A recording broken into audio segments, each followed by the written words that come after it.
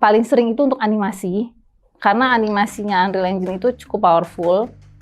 Terus untuk arsitektural juga dipakai biasanya kalau misalkan teman-teman yang suka bikin walkthrough software untuk membuat game. Iya. Realistik lagi, lebih realistik lagi. Oke, jadi halo semuanya, buat teman-teman yang belum tahu, saya Dimitri Josephine.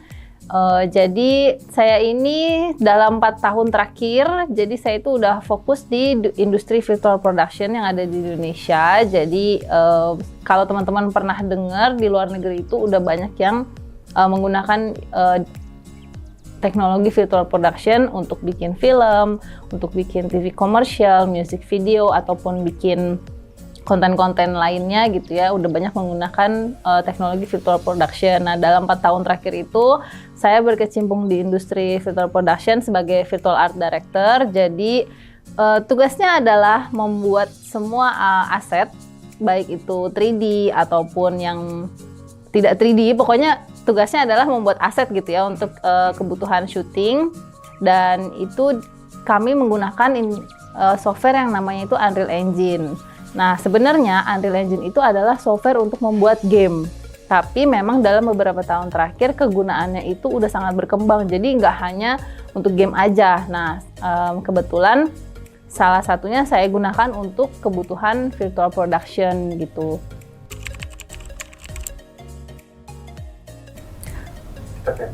Jadi sebenarnya ini cerita sedikit ya, sebenarnya backgroundnya itu bagaimana, kenapa saya bisa masuk ke dunia Unreal Engine gitu ya, ke industri virtual production. Jadi waktu sekitar akhir tahun 2020 di saat pandemi, satu dunia mengalami pandemi.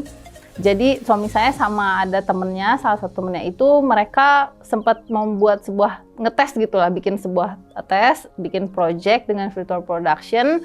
Nah, terus setelah saya melihat ternyata ada nih prospek ke depannya. Nah, jadi di pertengahan tahun 2021 itu, sebelumnya saya memang fokus di kreatif, saya di creative agency sebelumnya.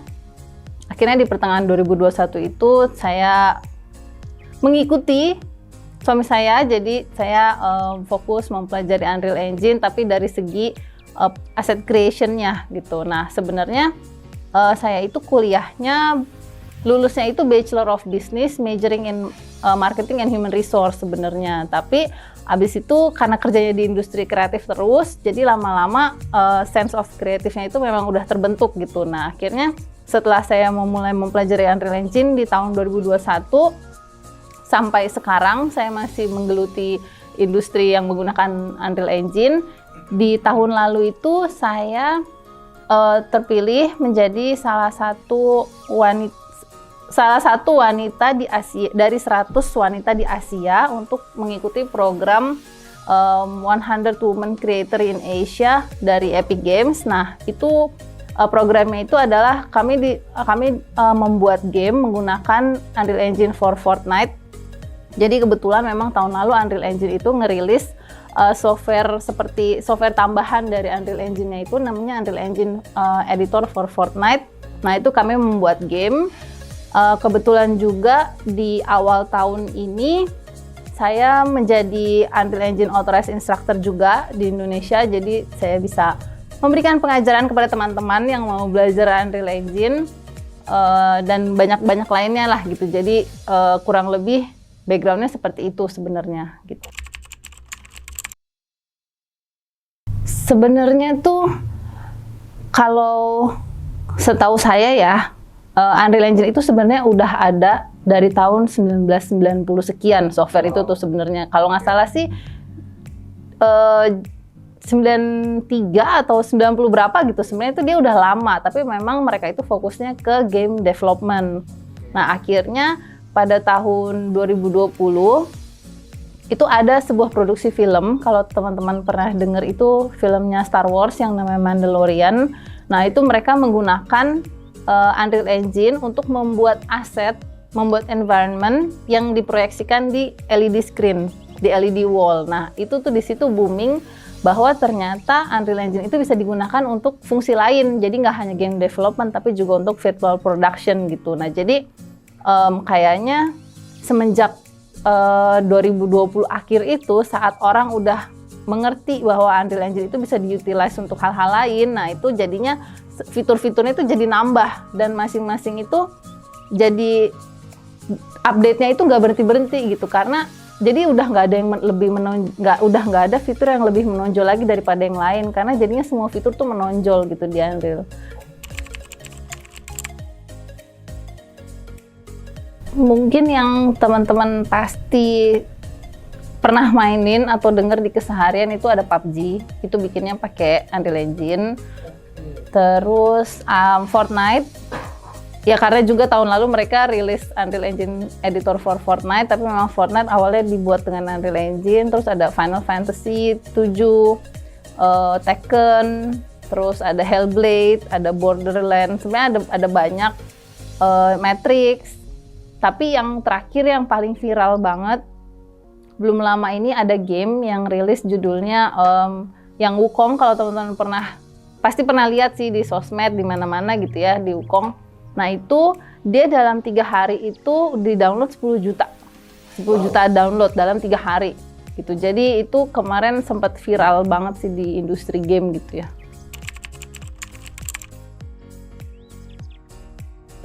Ada. Jadi selain game udah pasti ya itu core-nya dia. Nah, selain yang virtual production yang aku gunakan, itu juga biasanya digunakan paling sering itu untuk animasi. Karena animasinya Unreal Engine itu cukup powerful. Terus untuk arsitektural juga dipakai biasanya kalau misalkan teman-teman yang suka bikin walkthrough bangunan, walkthrough properti, kan kalau dulu teman-teman suka pakai, gak boleh sebut merek atau enggak? Nggak boleh, merek lain jangan ya. Pokoknya ada software lain yang biasanya teman-teman arsitektural itu suka pakai. Nah, sekarang tuh banyak juga yang udah beralih ke Unreal Engine karena hanya untuk bikin walkthrough gitu kan. Nah, terus teman-teman di fashion, industri fashion itu udah mulai shifting ke Unreal Engine sedikit-sedikit. Jadi misalkan mereka bikin bajunya dengan software 3D. Nah, abis itu nanti mereka bikin showcase di Unreal Engine karena mereka bisa bikin environment dan lain-lain. Jadi mereka bikin kayak virtual showcase gitu.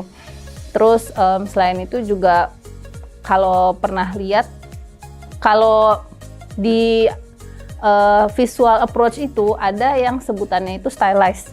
Nah, kalau stylized itu mirip sekali dengan looks-nya anime. Nah, jadi banyak teman-teman juga yang ranahnya itu di anime atau pembuatan kayak komik atau apa, itu udah mulai menggunakan Unreal Engine. Nah, gitu. Terus ya games-games yang kecil-kecil gitu.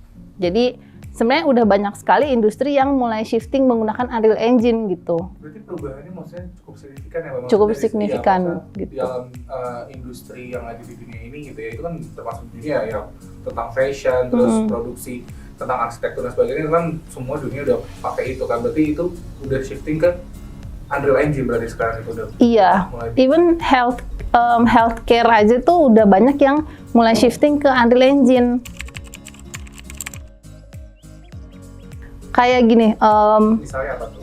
Misalnya kalau pernah lihat di internet atau kita lihat videonya gitu ya di sosmed, suka ada orang yang bekerja di healthcare tapi mereka menggunakan kacamata VR. Nah, itu tuh mereka untuk latihan. Jadi misalkan surgeonnya itu latihan.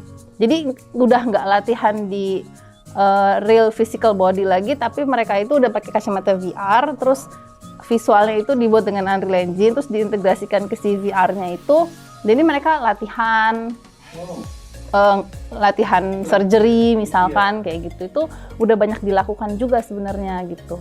Oke, menarik banget berarti ya, maksudnya benar-benar dunia Unreal Engine bisa merubah hampir semua produksi yang ada di dunia ini. Betul. Ya, makin kemari makin berkembang teknologinya ya kan. Cara mereka buat improve skill itu sebenarnya ada banyak caranya. Ini pengalaman aku ya. Kalau aku pribadi itu sebenarnya dulu tuh belajar lebih banyak nonton di internet. Kalau situs internetnya boleh disebut nggak? Boleh. Oke, jadi biasa belajar dari YouTube gitu kan. biasanya nonton dari YouTube, terus baca-baca dokumentasi, karena Unreal itu setiap kali mereka ada update, kan mereka ada versinya di update terus. Nah, setiap ada update itu mereka pasti ngerilis dokumentasi baru di website mereka. Boleh mungkin nontonnya ke teman-teman? Searching aja documentation Unreal Engine versi berapa, misalkan versi 5.4, 5.5 gitu, di searching aja gitu. Nah itu pasti mereka ngerilis update. Abis itu sebenarnya Unreal Engine itu mereka punya forum untuk para user. Jadi kalau misalkan teman-teman punya pertanyaan-pertanyaan yang teman-teman cari di dokumentasi nggak ada, di YouTube nggak ada gitu. Jadi teman-teman bisa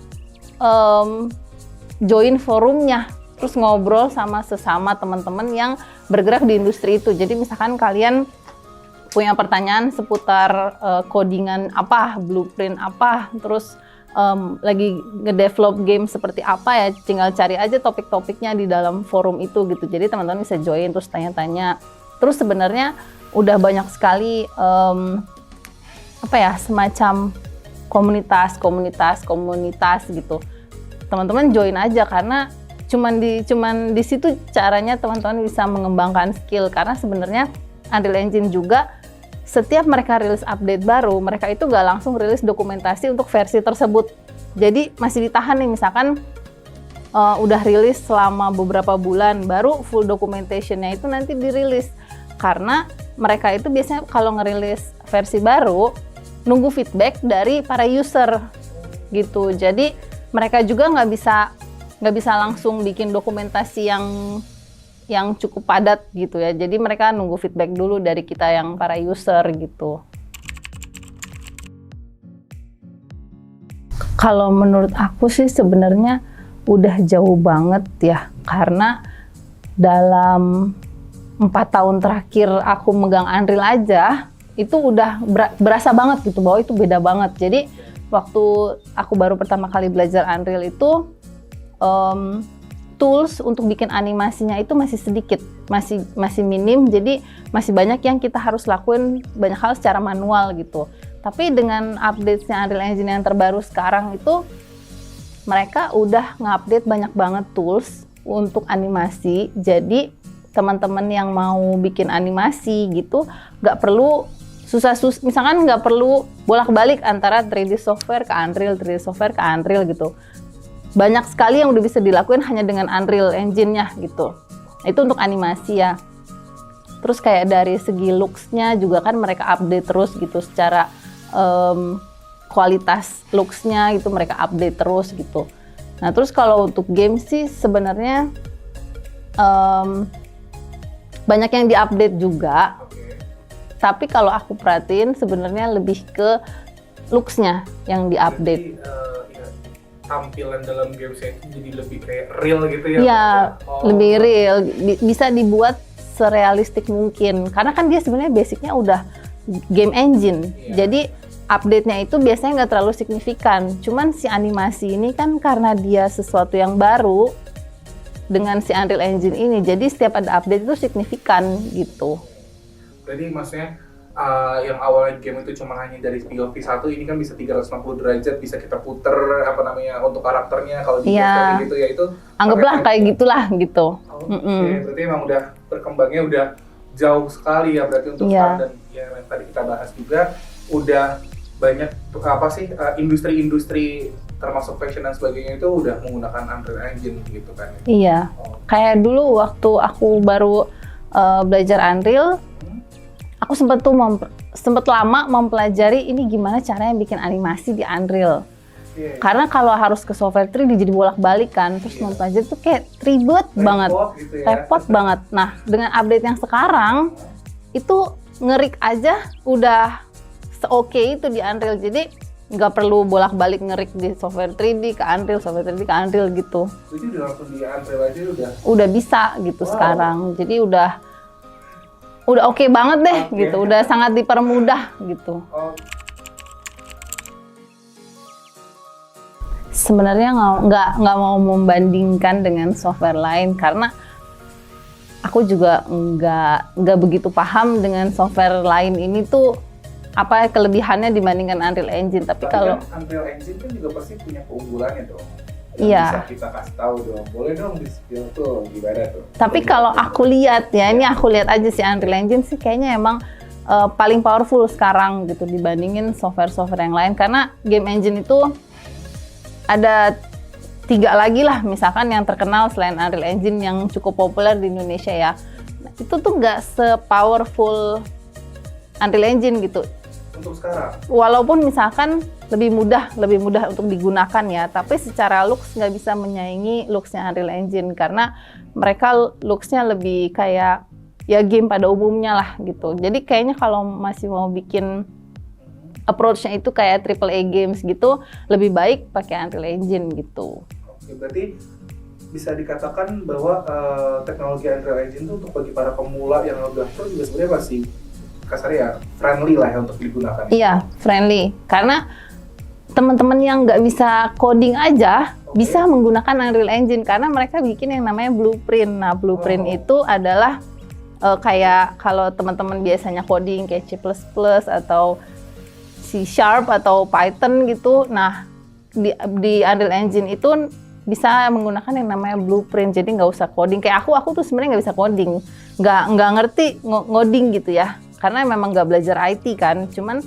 dengan Unreal Engine itu dengan adanya blueprint sebenarnya yang dibutuhkan itu cuman logika codingnya aja gitu. Kalau tahu logika codingnya pasti bisa bikin blueprintnya gitu. Penting, menurut aku penting banget karena sebenarnya teman-teman aku ya yang pada bergerak di dunia motion graphic aja yang pembuatan konten itu udah mulai pada shifting ke Unreal Engine karena update-nya Unreal Engine yang baru itu mereka tahun lalu mereka ngupdate bahwa Unreal Engine sekarang udah bisa bikin motion graphic. Nah, update yang terbaru lagi yang tahun ini itu lebih keren lagi fitur-fiturnya untuk bikin motion graphic gitu. Jadi teman-teman yang bikin konten aja udah shifting ke Unreal Engine. Nah, terus kalau untuk bikin games ya kita tahu lah udah pasti games akan diupdate terus gitu sama mereka. Terus untuk pembuatan VR misalkan, nah kan VR itu kan ada yang 180 derajat, ada yang 360 derajat, maksudnya pembuatan konten VR itu macam-macam juga ya tergantung kebutuhan sih. Nah itu juga kalau dulu misalkan kita lihat karakter-karakter tuh kayak imut-imut, lucu-lucu, looks-nya ya, maksudnya looks-nya tuh imut-imut, lucu-lucu kayak kartun. Nah sekarang kalau dengan Unreal Engine itu bisa realistik bener-bener kayak orang gitu. Jadi untuk experience-nya juga harusnya sih lebih menarik ya, karena kita ngelihat karakternya juga udah lebih realistik. Terus misalkan kayak teman-teman yang suka bikin film animasi gitu, dengan Unreal Engine itu udah sangat dipermudah gitu. Mungkin kalau teman-teman pernah lihat ya video-video BTS, kalau misalkan studionya atau usernya itu di Jepang atau di Cina atau di Korea gitu, Unreal Engine itu bisa ditranslate jadi menggunakan bahasa mereka. Jadi Unreal Engine-nya pakai bahasa Jepang, pakai bahasa Korea, pakai bahasa Mandarin gitu kan. Tapi Indonesia itu belum ada, jadi nggak ada translation. Nah itu beberapa orang menyampaikan kesulitannya mempelajari Unreal Engine karena bahasa Inggrisnya itu terlalu complicated di dalam situ.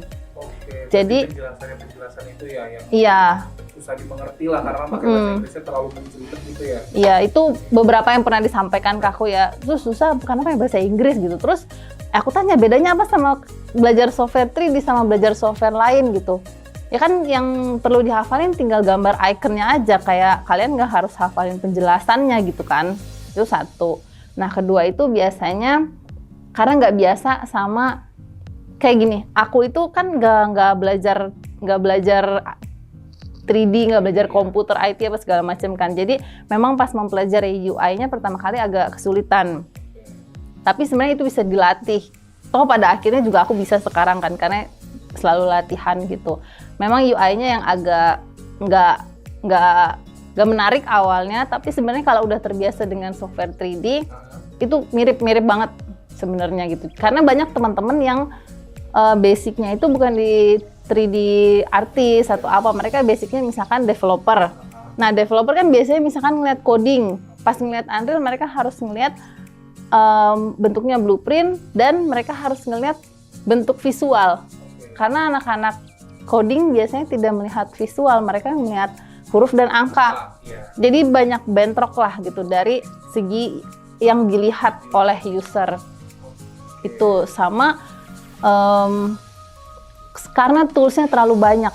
Jadi orang bingung mau pakai yang mana. Itu yang terjadi di Indonesia. Jadi sebenarnya orang Indonesia itu talentanya banyak sekali gitu. Satu orang itu bisa mempelajari banyak hal. Mereka nggak selalu fokus dengan satu hal. Mereka mempelajari banyak hal, tapi mereka nggak tahu sebenarnya expertise mereka itu di mana, spesialisasi mereka itu di mana. Kayak aku, semua hal aku pelajarin karena toolsnya memang terlalu banyak.